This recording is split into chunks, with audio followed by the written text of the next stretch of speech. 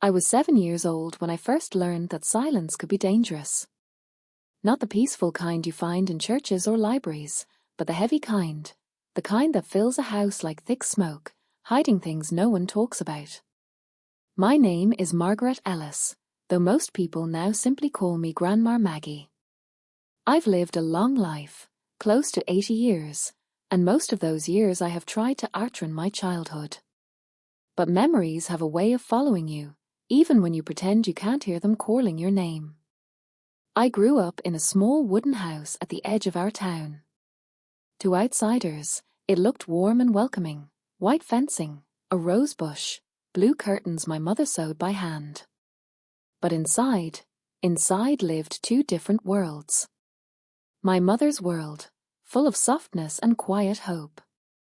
And my father's world, full of rules, shadows, and secrets that made the air tense even when nothing was happening. As a child, I didn't understand the fear.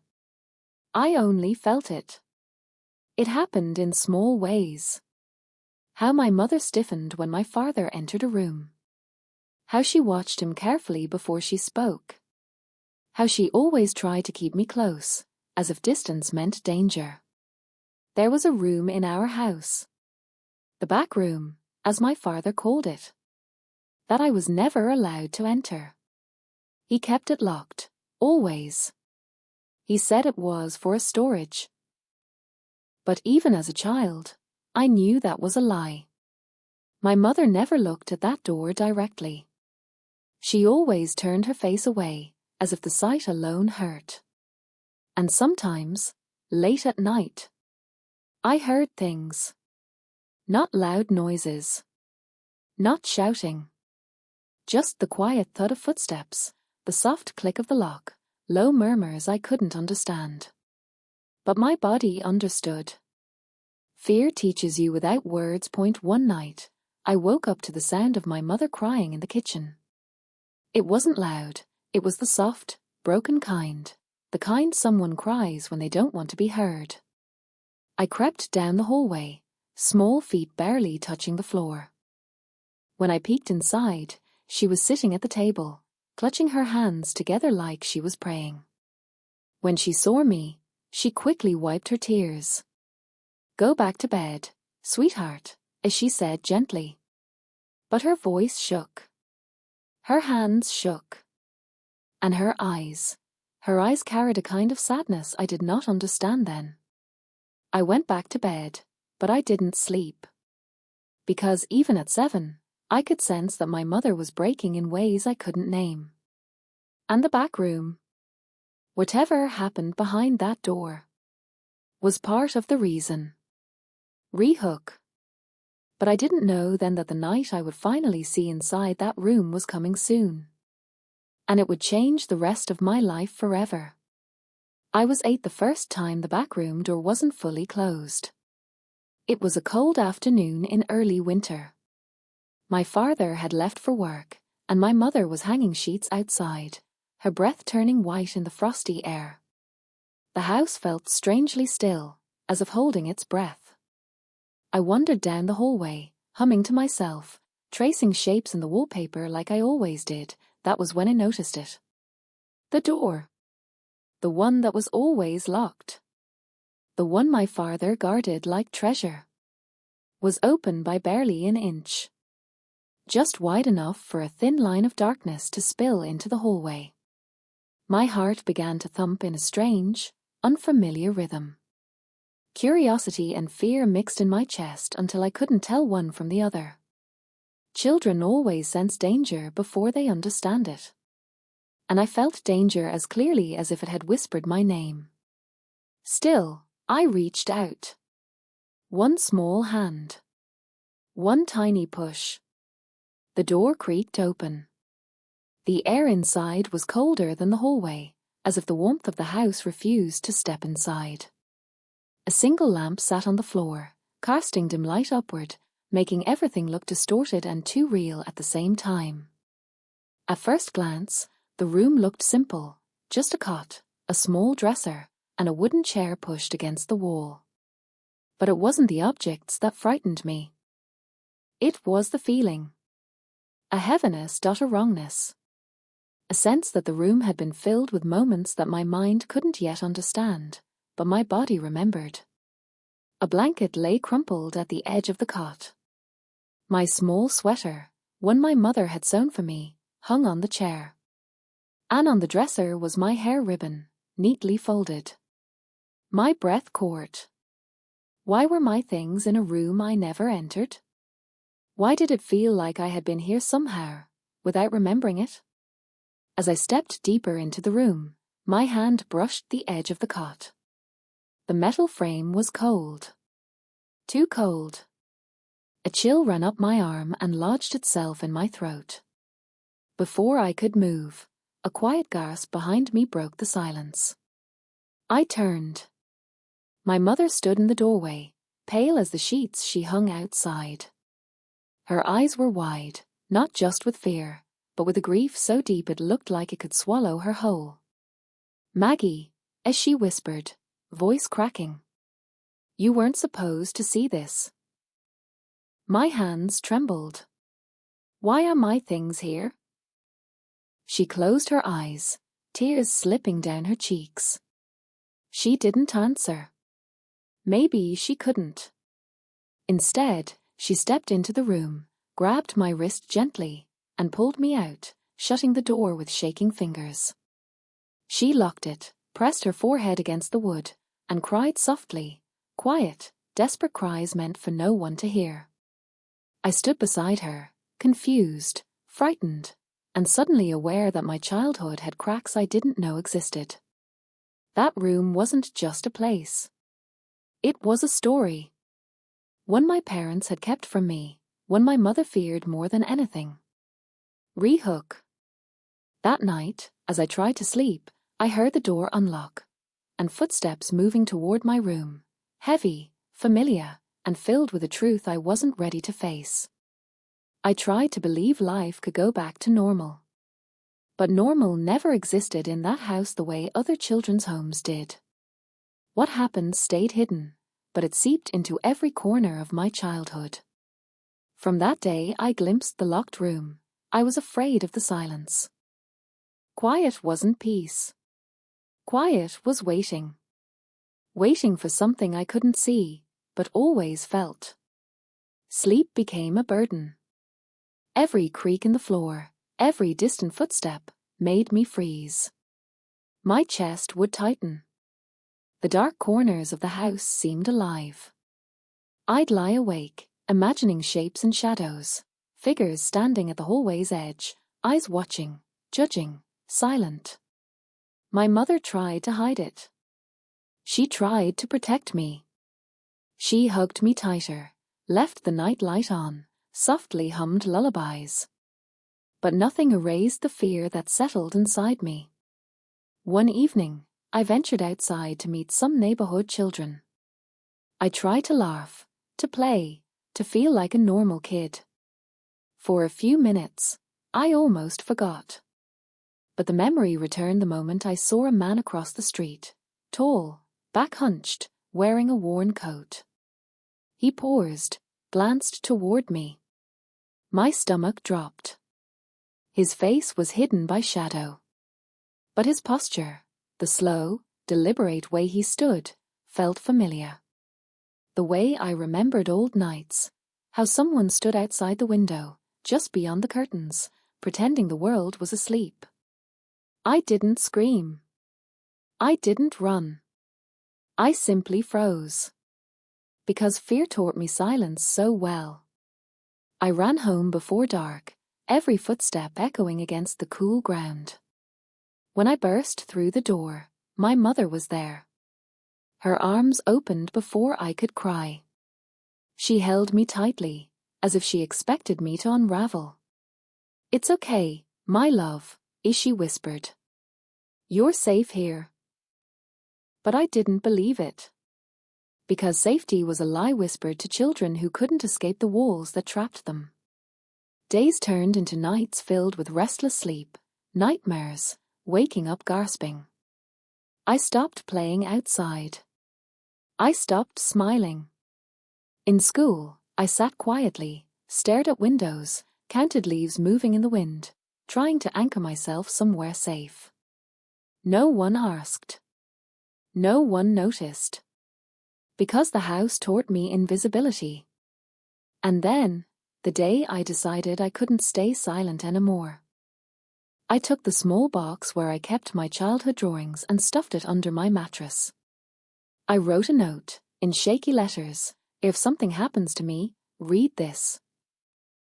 I hid the note under the floorboard. I didn't know who to trust. I just knew I needed to leave a trace, a warning, a sign. That night, the footsteps came again. Soft, then heavier. I heard the lock click, the doorknob rattle. I closed my eyes tight, pretending I was asleep. My small body pressed against the mattress. The sound stopped. Silence swallowed the house. But I knew. I knew the shadows waited. Rehook. And when the next morning came, I discovered the box, the one I thought I hid safely, was gone. The note was missing. And I realized, they found out I knew. The morning sun felt colder than it should have. I remember sitting up in bed, my heart already pounding even before my mind understood why. Something felt wrong, deeply wrong, like the air itself was warning me. I reached beneath my mattress to check the small wooden box where I had hidden my drawings, memories, and the note I had written in fear, but my fingers touched nothing but empty space. The box was gone. My breath caught in my throat. My palms went cold. My pulse raced like it wanted to escape my body. Someone had come into my room. Someone had lifted the mattress, opened the floorboard, taken the note I wrote. Someone knew I was remembering things I wasn't supposed to remember. I rushed to the doorway and peered down the hall. My father stood at the kitchen counter eating breakfast like it was any other morning. My mother moved slowly around him, her steps shaky, her eyes red, as if she had cried all night. I stepped forward, and the old wood creaked under my foot. My father lifted his head. His gaze locked with mine. Still. Quiet. Too quiet. In his hand was the wooden box. He didn't hide it. He didn't deny it. He simply held it, like a threat wrapped in silence. "You've been hiding things," he said flatly. My mouth went dry. I couldn't speak. My mother froze, the spoon in her hand clattering onto the table. Her face drained of color. "She's just a child," she whispered. My father didn't even look at her. "She's old enough to know her place." Every instinct inside me screamed. But children don't run when fear is this close. They shrink. They wait. He walked toward me, slow, firm steps that echoed through the hall. I pressed myself against the wall, wishing I could disappear into it. When he stopped in front of me, he lowered his voice. "You don't tell anyone what happens in this house. You hear me?" His tone wasn't loud. That's what made it terrifying. My lip trembled. I didn't. He cut me off. "You wrote something. Where is it?" I swallowed hard. I don't know." His eyes narrowed. He knew I was lying. He always knew. But before he could speak again, my mother stepped between us, something she rarely dared to do. "Please," she whispered, "don't do this. Not in front of her." For a moment, a long moment, his jaw clenched, and I thought the world might explode. But he stepped back. Only one step. He dropped the box onto the floor in front of me. A threat disguised as mercy. "Do not test me again," he said. He walked away, leaving a silence so tense it felt like electricity. My mother knelt beside me, her hands trembling as she cupped my face. "You need to be brave, Maggie," as she whispered. "Just a little longer. I'm trying. I'm trying to find a way out." A way out. Hope, small, fragile hope, flickered in her voice. But that flicker died quickly. Because that night, someone knocked on our door. And the moment my father opened it, a man's voice said words that made my mother gasp. "I know what you've been hiding. I'm here for the girl. Rehook." And just like that, everything we'd been terrified of finally stepped out of the shadows and stood right in our doorway. My father froze at the doorway, his hand still gripping the knob. My mother stood behind him, one hand pressed over her mouth as if she were holding in a scream. I peeked from the hallway, my small fingers curled against the wall, trembling. The man standing outside wasn't a neighbor. He wasn't a friend. He wasn't someone you casually invited in. He wore a dark coat and held a clipboard tucked under his arm, not like a doctor or a teacher, but like someone who had been collecting information for a very long time. His voice was calm, but it cut like a cold wind. "I need to speak with Margaret," he said. "Privately." My father stiffened. "You can't just walk into my home. We've done nothing wrong." The man didn't flinch. "That's not what the reports say." Reports. Plural. My stomach twisted. My father tried to shut the door, but the man stopped it with one firm hand. His eyes, steady and deeply sad, lifted and met mine directly. "Maggie," he said softly, "you don't have to be scared anymore." My whole body went still. My mother pushed past my father, tears streaming as she grabbed my arms and pulled me close. My father snapped at her, "Get back inside," but the man stepped forward, his tone hardening. Sir, you've been under investigation for months. Neighbors heard things. Teachers noticed. Someone left an anonymous note about the child." My breath caught. The note. The note I hid under the floorboard. Had someone found it? Had someone helped? My father's face drained of color. His fists curled. "You people don't understand. Families handle their own affairs." The man shook his head. "Not this time." Two more figures stepped out from behind him, officers in plain clothes. Quiet, watchful, ready. My father's expression cracked for the first time. Real fear flickered across his eyes, the kind I had always felt in his presence. He tried to step toward me, but the man held out his arm. "Don't." My mother pulled me behind her, shielding me with her trembling body. "Please," as she whispered to the man, gripping my hand, "help us." He nodded. "I will." The officers moved carefully, speaking firmly but respectfully as they guided my father away. He shouted, not words, but sounds full of rage and frustration. The walls no longer protected him. The silence he relied on had cracked open. My mother sank to her knees the moment the door closed behind him. She held me against her chest and sobbed, not out of fear this time, but out of relief so powerful it rattled through both of us. "You're safe," as she whispered in my hair. "You're finally safe." The man knelt beside us. His eyes were kind, the kind that understood pain without needing explanation. "You'll stay with your mother," he said gently. "We'll help you both. You're not alone anymore." The house felt different after that. Lighter. Like someone had opened a window and let years of trapped air escape. We left that night and never returned.